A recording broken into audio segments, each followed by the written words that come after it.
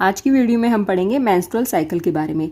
जब गर्ल 12 या 13 साल की होती है तो उसमें मेंस्ट्रुअल साइकिल स्टार्ट हो जाता है, ठीक है, जो कि 45 या 55 साल की उम्र तक रहता है, ठीक है। अब देखो, जो ये 12 साल से लेके 45 साल की उम्र के बीच का जो पीरियड है उसे बोलते हैं रिप्रोडक्टिव पीरियड। अब रिप्रोडक्टिव पीरियड इसलिए बोलते हैं क्योंकि इसी टाइम में ही वो रिप्रोड्यूस कर सकती है, मतलब बच्चे को जन्म दे सकती है। देखो, जो ये मेंस्ट्रुअल साइकिल है, मेंस्ट्रुअल साइकिल में जो फीमेल है उसकी ovaries and female reproductive tract में पर मंथ चेंजेस आते हैं। क्योंकि पर मंथ चेंजेस आते हैं इसलिए इन चेंजेस को साइक्लिक चेंजेस भी बोलते हैं। अब ये चेंजेस होते क्यों हैं? ये चेंजेस इसलिए होते हैं ताकि फीमेल प्रेग्नेंट हो सके, फर्टिलाइजेशन हो सके। फर्टिलाइजेशन क्या है? स्पर्म एंड ओवम का फ्यूजन। अब देखो, मेंस्ट्रुअल साइकिल का एक पेक्यूलियर फीचर है जो हमें दिखाई देता है, ठीक है, वो है वेजाइनल ब्लीडिंग। वेजाइनल ब्लीडिंग को ही मेंस्ट्रुएशन बोलते हैं। जो वेजाइनल ब्लीडिंग है ये 3 से 7 दिन के लिए होती है।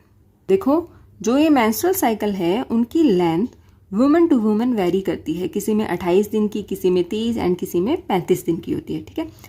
जब फीमेल 50 साल की उम्र पर पहुंच जाती है तो उसमें जो मेंस्ट्रुअल ब्लीडिंग है वो परमानेंटली स्टॉप हो जाती है। इसका मतलब ये है कि अब वो फीमेल रिप्रोड्यूस नहीं कर सकती, बच्चे को जन्म नहीं दे सकती। तो इस चीज को बोलते हैं मेनोपॉज। मतलब किसी फीमेल में जो मेंस्ट्रुअल ब्लीडिंग है वो परमानेंटली स्टॉप हो गई है, अब हो ही नहीं रही है किसी भी मंथ में, तो उस पीरियड को बोलते हैं मेनोपॉज पीरियड। देखो, जो मेंस्ट्रुअल साइकिल है वो मेंस्ट्रुअल ब्लीडिंग से अलग होता है, ठीक है।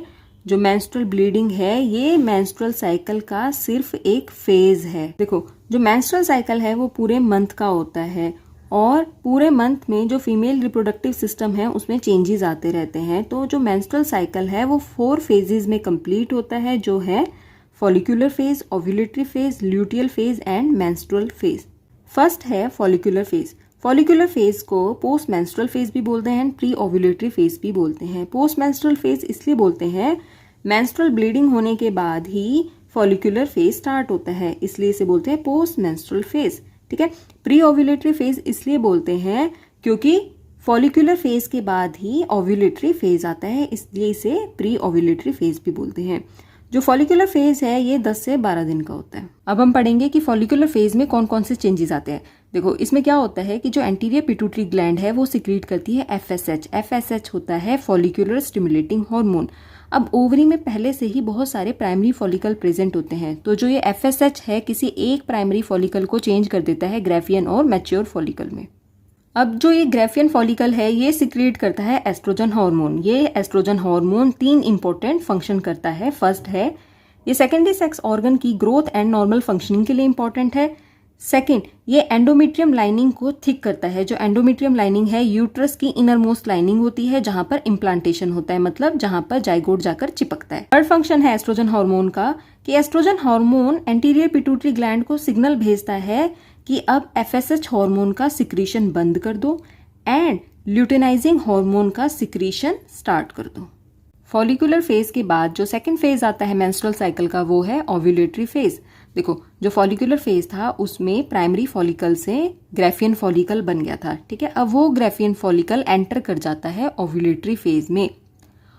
जो ग्रेफियन फॉलिकल है उसके अंदर होता है ओवा यानी कि एग।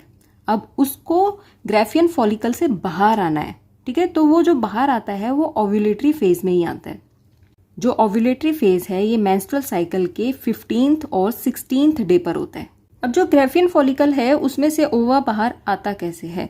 देखो, जो ग्रेफियन फॉलिकल है उसकी जो स्मूथ मसल सेल्स हैं उनमें कॉन्ट्रैक्शन होती है। कॉन्ट्रैक्शन की वजह से ग्रेफियन फॉलिकल रप्चर हो जाते हैं और रप्चर होने के बाद उसमें से ओवा बाहर आ जाता है। देखो, जो ये ओवम ग्रेफियन फॉलिकल से बाहर आया है इसको रिसीव कर लेता है फैलोपियन ट्यूब के फेम्ब्रियाई, ठीक है। डायग्राम में देखो, ये है फैलोपियन ट्यूब, ये है फैलोपियन ट्यूब के फेम्ब्रियाई, ये है ओवरी। ओवरी में ही ग्रेफियन फॉलिकल रप्चर हुए, उसके बाद जो ओवम है उसको रिसीव कर लिया इस फेम्ब्रियाई ने। तो ग्रेफियन फॉलिकल से ओवम निकला वो तो चला गया फैलोपियन ट्यूब में, ठीक है। उसके बाद पीछे से रह गया एम्प्टी ग्रेफियन फॉलिकल। जो ये एम्प्टी ग्रेफियन फॉलिकल है ये चेंज हो जाता है कॉर्पस ल्यूटियम में, ठीक है। तो ये सब चेंजेस होते हैं ओव्यूलेटरी फेज में। मेंस्ट्रुअल साइकिल का थर्ड फेज है ल्यूटियल फेज। ल्यूटियल फेज को प्री मेंस्ट्रुअल फेज और सिक्रेटरी फेज और पोस्ट ओव्यूलेटरी फेज भी बोलते हैं। ठीक है, देखो जो कॉर्पस ल्यूटियम है ये येलो बॉडी होती है। कॉर्पस ल्यूटियम एक हार्मोन सिक्रेट करता है जिसे बोलते हैं प्रोजेस्टेरोन हार्मोन। ठीक है, अब ये प्रोजेस्टेरोन हार्मोन दो फंक्शन करता है। फर्स्ट है कि ये एंटीरियर पिट्यूटरी ग्लैंड को सिग्नल भेजता है कि एफएसएच हार्मोन के सिक्रेशन को कम ही रखना। ठीक है, मतलब एफएसएच हार्मोन के सिक्रेशन को बढ़ा मत देना, ये सिग्नल भेजता है पिट्यूटरी ग्लैंड को। ठीक है, उसके बाद है कि प्रोजेस्टेरोन हार्मोन यूटेराइन मूवमेंट को रिड्यूस कर देता है। मेंस्ट्रुअल साइकिल का फोर्थ फेज है मेंस्ट्रुअल फेज। देखो जो ओवम बना था ओव्यूलेटरी फेज में, अगर वो स्पर्म के साथ फ्यूज कर जाता है तो फर्टिलाइजेशन होती है। तो जो ये फोर्थ फेज है मेंस्ट्रुअल फेज, ये नहीं आता। लेकिन जब ओवम स्पर्म के साथ फ्यूज नहीं करता, मतलब जब फर्टिलाइजेशन नहीं होती, तब ये फोर्थ फेज आता है और इसे बोलते हैं मेंस्ट्रुअल फेज। ये जो फेज है ये 3 से 7 दिन के लिए होता है। ठीक है, यहाँ पर लिखा है ना कि ओवम जब अनफर्टिलाइज्ड रह जाता है तो जो कॉर्पस ल्यूटियम है ये डीजनरेट करना स्टार्ट कर देता है। ठीक है, ब्लड में प्रोजेस्टेरोन हार्मोन का लेवल भी कम हो जाता है। ठीक है, अब देखो जो मेंस्ट्रुअल फेज है उसका पेक्यूलियर फीचर ये है वेजाइनल ब्लीडिंग होना। वेजाइनल ब्लीडिंग में क्या क्या होता है कि जो यूटेराइन वॉल थिक हुई थी, मतलब यूट्रस की जो एंडोमेट्रियम लाइनिंग थी वो थिक हुई थी, उसके epithelium tissue, blood and some mucus, ये सभी डिस्चार्ज वेजाइना से बाहर आता है। ठीक है, और इसी को ही बोलते हैं मेंस्ट्रुअल फ्लो और मेंस्ट्रुएशन।